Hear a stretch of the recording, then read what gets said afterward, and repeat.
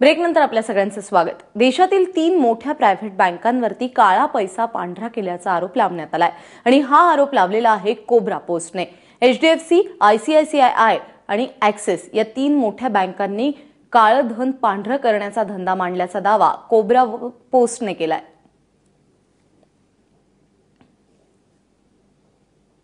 आणि याविषयीची अधिक माहिती घेत आपले प्रतिनिधी मयूर परीख आता आपल्याबरोबर आहेत।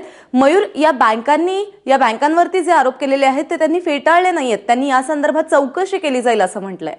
हो, निश्चित प्रमाणे HDFC बँक, ICICI बँक आणि ॲक्सिस बँक तीनही बँकांनी प्रेस रिलीजच्या माध्यमातून स्वतःची भूमिका स्पष्ट केली आहे। मात्र भूमिका त्यांनी एवढीच मांडली आहे की जर अशा प्रकारे काहीही केला गेला असेल तर बँकचा मॅनेजमेंट, बँकचे कार्यकारी संचालक मंडळ त्याचा अजिबात समर्थन करत नाही।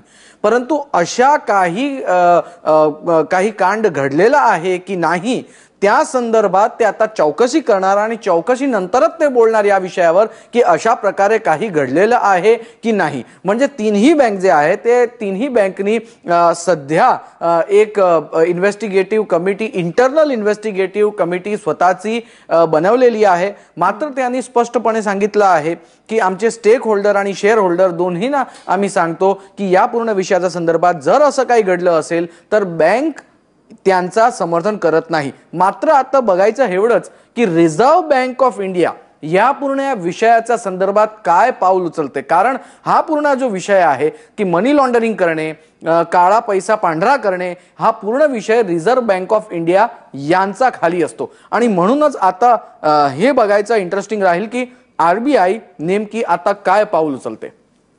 मयूर, याचा काही फटका खातेदारांना बसू शकतो?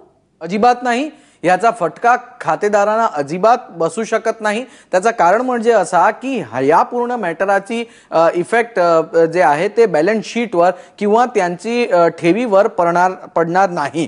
मात्र त्यांची जे इनटेंजिबल ॲसेट्स म्हणजे त्यांची गुडविल आहे, त्यांचं जे नाव आहे, जर हे सगळं काही खरं आढळलं किंवा 1-2% ही त्यात काही वास्तव्य असलं तर या बँकेला सगळ्या प्रश्नांचे उत्तर द्यावे लागतील RBI आणि तेव्हा ते अडचणीत येतील।